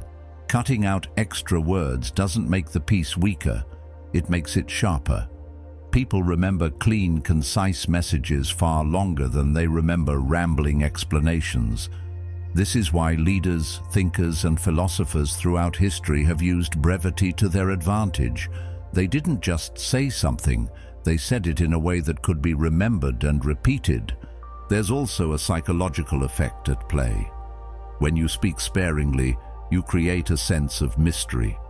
People begin to wonder what you're thinking, what you'll say next, or what you've chosen not to say. That curiosity works in your favor. Speaking less also reduces the chances of speaking in anger or saying something you'll regret. Emotional discipline is a huge part of this skill. When you pause before responding, especially in moments of conflict, you give yourself time to choose a measured, thoughtful reply instead of an impulsive one. It's worth noting that speaking less is not about withholding information that matters. It's about cutting away the excess so the important things stand out. In relationships, this might mean saying fewer but more meaningful compliments so that each one feels genuine. In business, it might mean giving clear, direct instructions instead of overcomplicating them. In friendships, it might mean knowing when someone just needs your presence, not your advice. If you want to practice speaking less but meaning more, start with intentional pauses. When someone finishes speaking, wait a beat before you reply. In that pause, think, will what I'm about to say move the conversation forward? Is it necessary? Is it true? This aligns with the Stoic principle of living with intention. Speaking is an action, and like all actions, it should be deliberate. You can also train yourself by observing people who already embody this. Notice how the most respected figures in a room rarely speak the most. They're selective, and when they do speak, their words carry weight. This isn't an accident, it's a skill they've cultivated. They've learned that words are like currency. The more you flood the market, the less each one is worth. Over time, you'll notice that speaking less makes people listen more. Your words will start to land differently because they're not competing with a flood of other words. People will associate your voice with substance, and that association is powerful. They'll come to you when they need clarity, perspective, or truth, not just noise. And perhaps most importantly, speaking less shifts your focus from trying to impress to trying to connect. It's not about delivering a performance, it's about delivering meaning. And meaning often lives in the spaces between words, in the pauses, in the silences that invite others to think and feel before the next sentence arrives. The Stoics would say that mastery of speech is mastery of self. To speak less and mean more is to live in alignment with the values of wisdom, discipline, and purpose. Epictetus reminded us, "Nature gave us one tongue and two ears so we could listen twice as much as we speak." That ratio is worth keeping in mind, because when you live by it, you'll find your conversations deepen, your relationships strengthen, and your influence grows. Not by saying more, but by making every word count. In the end, silence is not emptiness, it's space. And in that space, meaning can breathe. When you speak less and mean more, you stop wasting words and start crafting them into something people remember. Sometimes, silence isn't just the flex. It's the foundation that makes every word you do speak feel like it matters. 13. Dress with intent. There's a certain kind of confidence that walks into a room before you say a single word. You've probably seen it before. Someone steps in, and without doing anything dramatic, they carry a presence that makes people notice. It's not just their posture or the way they move. It's the way everything about them feels put together in a way that's true to who they are. That's the quiet power of dressing with intent. The way you dress isn't about chasing every fashion trend or wearing something expensive. It's about understanding what works for you, your body type, your personality, your lifestyle, and then choosing clothing that aligns with that. The Stoics would see this as living in harmony with your nature. Marcus Aurelius wrote, "Let the outward show be plain, but the inward character true." Dressing with intent means finding that balance, presenting yourself well without becoming obsessed with appearances, and making sure what you wear feels like an extension of you rather than a costume. Intentional style starts with fit.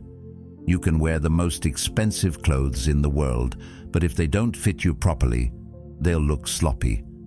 Likewise, simple, well-fitted clothing can make you look polished and confident, even if it's not from a luxury brand. The Stoics believed in simplicity.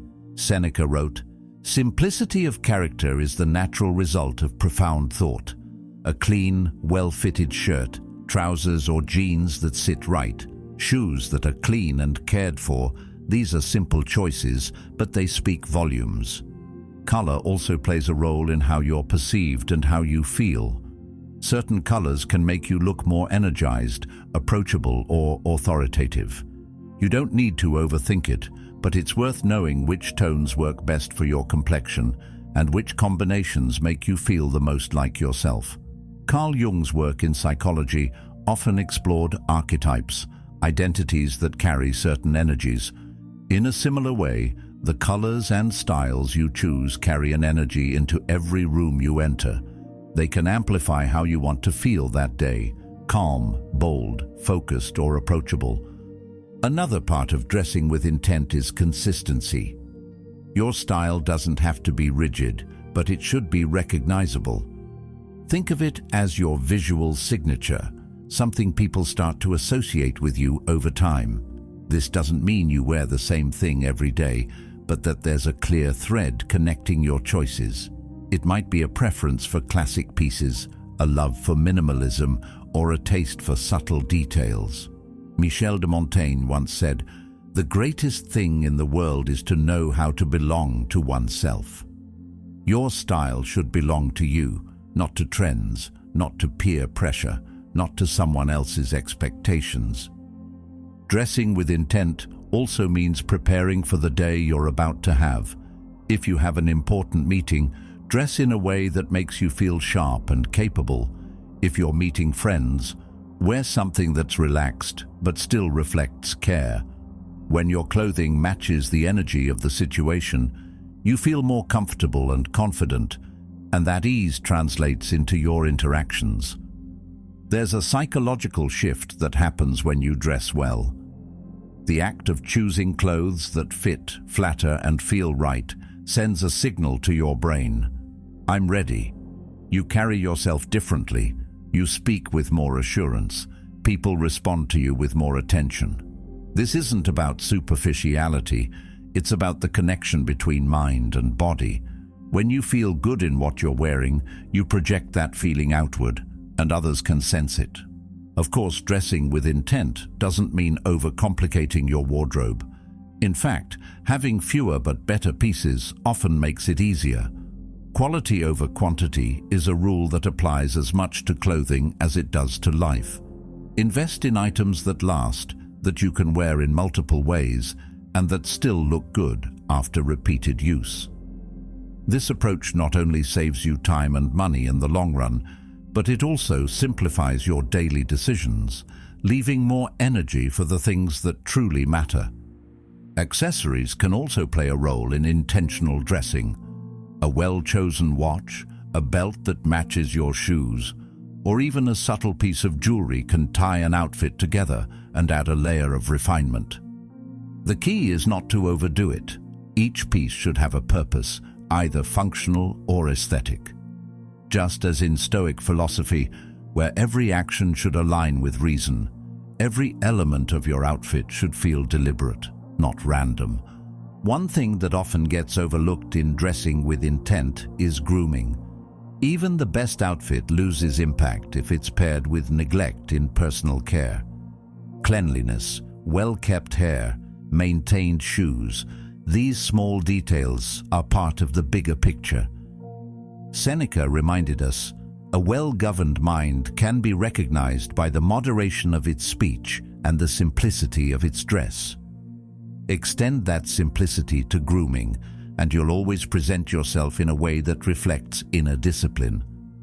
Another important aspect is authenticity. There's no point in wearing something that looks great on someone else but feels unnatural to you.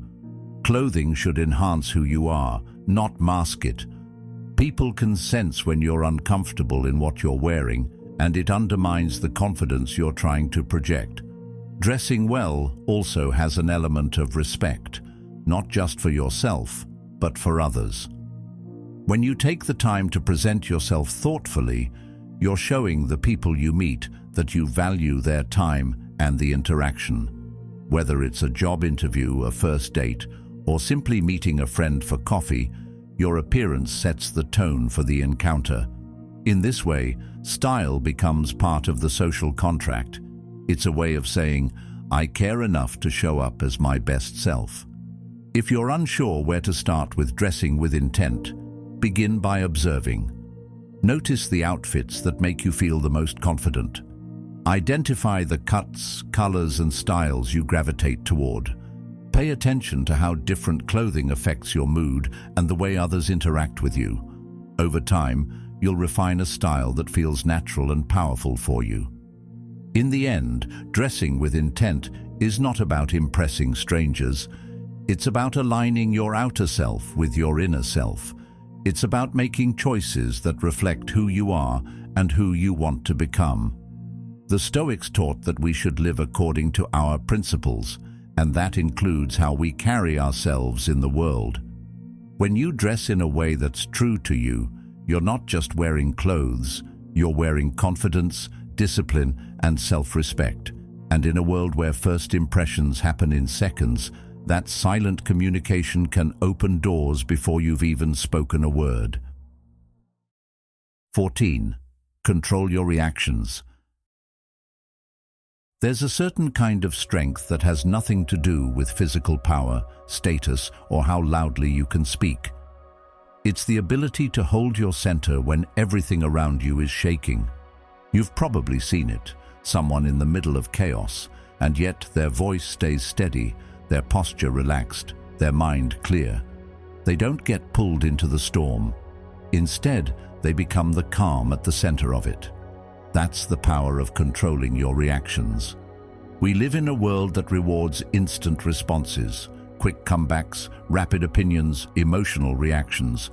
People are encouraged to speak before thinking and act before reflecting. But the Stoics saw this as dangerous. Controlling your reactions doesn't mean suppressing your emotions or pretending you don't feel them. It means being aware of them, understanding where they're coming from, and choosing how to express them in a way that serves you instead of sabotaging you. This kind of composure is magnetic. People naturally trust and follow those who can stay grounded when things get difficult. Think about leaders you admire. Chances are they aren't the ones who panic at the first sign of trouble. They're the ones who can take in the full picture, assess the options, and respond with clarity. Their calm makes other people calmer. Their steadiness creates stability for those around them. Remaining calm under pressure also protects you from manipulation. When you're quick to react, people can provoke you on purpose just to throw you off balance. But if you're steady, their attempts fall flat. One of the best ways to strengthen this skill is to build awareness of your triggers. Pay attention to what kinds of situations or comments make your emotions spike. Then, instead of avoiding them completely, practice staying calm in their presence. This might mean slowing your breathing, asking a clarifying question before responding, or simply reminding yourself that your reaction is always a choice. It's also worth noting that controlling your reactions doesn't mean being passive. You can be calm and still be assertive. You can be steady and still be decisive. The difference is that your actions come from a place of clarity, not from being swept away by the first wave of emotion. The Stoics didn't avoid strong feelings, they simply refused to be ruled by them. Another powerful benefit of mastering your reactions is that it creates space for better judgment. When you're not blinded by frustration, anger, or fear, you can see the situation more objectively. You can consider long-term consequences instead of chasing short-term relief. This is the difference between reacting to a moment and responding to a reality. Epictetus compared it to being an archer. Once you release the arrow, you can't control it anymore. Your control lies in how you aim before you let go. In relationships, controlling your reactions builds trust. It tells people they can approach you without fear of explosive responses. It means disagreements can stay productive instead of turning destructive. This doesn't mean you never show emotion. It means you choose how and when to show it so that it strengthens the connection rather than damages it. Montaigne once said, "The greatest thing in the world is to know how to belong to oneself." Owning your reactions is a big part of that belonging. Even in everyday life, this skill pays off. Whether it's a delayed flight, a rude comment, or an unexpected setback, keeping your composure means you stay in control of your time and energy. You don't waste hours replaying the situation in your head or crafting imaginary arguments. You accept what's outside your control and focus on what you can influence next. That's a deeply Stoic way to live, not avoiding discomfort, but meeting it with steadiness. If you want to start strengthening this ability, begin with your body. When you feel your emotions rise, slow down your breathing, relax your shoulders, drop your jaw. Physical relaxation signals to your mind that you're safe, even in tense situations. Then, give yourself a question to create distance from the heat of the moment. Will this matter in a week? In a year? This tiny pause can be enough to shift you from reaction to response. Over time, people will start to notice. They'll realize you're not the kind of person who gets thrown off easily. They'll come to see you as dependable in crisis, thoughtful in conflict, and measured in decision-making. This doesn't just make you more respected, it makes you more effective in everything you do. The Stoics would argue that self-control is the foundation for all other virtues. Without it, Your wisdom is clouded, your courage is reckless, and your justice is inconsistent. With it, you can navigate life with the kind of grace and strength that others admire, but can't always name. In the end, controlling your reactions isn't about suppressing who you are. It's about becoming the master of how you show who you are. It's about turning raw emotion into refined action. And when you can do that, when you can remain calm when the world tries to shake you, you become more than someone people like.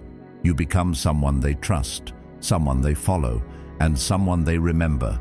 Because in a noisy, reactive world, your steadiness will speak louder than any outburst ever could. 15. Create space for yourself. There's something fascinating about people who don't seem to be everywhere all the time. They aren't constantly in your inbox. They're not always the first to respond to every message, and they're not showing up at every single event just to be seen. And yet, when they do appear, it feels like something shifts in the room. People notice. They listen more closely. Their presence feels intentional, not accidental. That's because they've learned a truth most people overlook. If you want your presence to hold weight, you have to create space for yourself. We live in an age of overexposure. Social media, constant messaging, and an expectation for instant replies have made us believe that being always available is a sign of connection or care.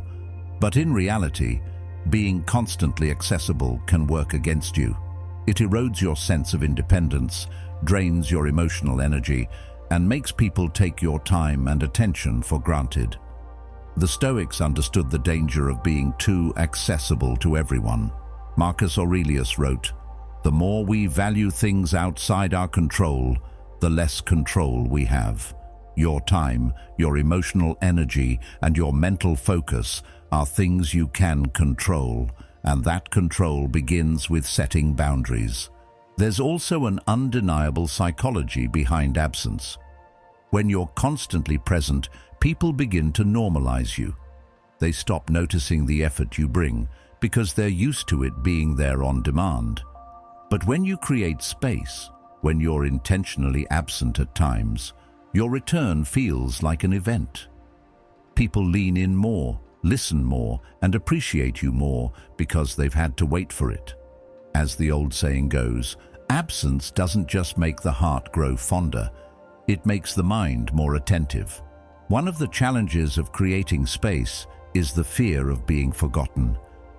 We worry that if we're not constantly visible, people will lose interest. But the reality is often the opposite. Strategic absence increases interest. Think about the most respected figures in any field. They're not constantly talking. They choose their moments. They protect their energy so that when they do show up, they have something worth sharing. This doesn't mean you vanish without explanation or play manipulative games. Healthy space comes from healthy boundaries. It means sometimes saying no without guilt, turning down invitations that don't align with your priorities, or not responding to every message immediately just because it was sent. It's about living at a pace that allows for depth instead of being pulled into constant surface-level interactions. Space also creates clarity. When you step back from constant engagement, you can see things more objectively, your relationships, your work, your goals. The Stoics valued this kind of detachment not as a rejection of life, but as a way to see it more clearly. Marcus Aurelius advised himself daily to take the view from above, to step back and see life in its larger context. That kind of perspective only comes when you give yourself room to breathe. The benefits of creating space extend beyond your personal well-being. They impact how others treat you. When you respect your own time, others learn to respect it too. When you make it clear that your attention is valuable, people start valuing it more. And when you're not always available, your presence stops being taken for granted. There's also a creative power in absence. Some of the best ideas, insights, and breakthroughs happen when you step away from the noise. When you're constantly in motion, your mind doesn't have room to wander, to connect ideas, or to see new possibilities. That's why so many great thinkers, artists, and leaders valued solitude, not as isolation, but as fertile ground for innovation. Creating space doesn't mean cutting yourself off from others. It means balancing connection with separation. It's the rhythm of presence and absence that makes both meaningful. Think of music. Without the pauses between notes, there's no melody. Without space, life becomes a constant blur with no defining moments. To start creating more space, you don't need to make drastic changes. Begin with small steps. Block out certain hours each day where you're unavailable. No phone, no social media, no interruptions. Dedicate time each week for activities that restore you, whether that's reading, walking, meditating, or simply sitting in silence. When you feel pulled into situations that drain you, ask yourself, is this the best use of my energy right now? That question alone can help you choose more intentionally. Over time, you'll notice that creating space changes the way you feel and the way others perceive you. You'll feel more centered, more in control, and more purposeful in your actions. People will start noticing the difference in your presence, not because you're there more often, but because when you are there, you're fully there. You're not drained, distracted, or stretched thin. You're engaged, grounded, and alive. In the end, creating space for yourself is an act of self-respect. It's a way of saying, I am not here to be consumed endlessly. I am here to live intentionally. It allows you to give more fully when you choose to engage, to preserve your energy for the moments that matter, and to let your presence carry the kind of weight that only comes from not being everywhere all the time. Because here's the truth, if you're always available, you become background noise. But if you create space, you become a voice worth hearing. Absence makes your presence not just valuable, it makes it unforgettable. And in a world that's constantly clamoring for more, that's one of the most powerful things you can give yourself. At the end of the day, the life you live is shaped less by what you chase and more by what you choose to protect. Your time, your energy, your presence.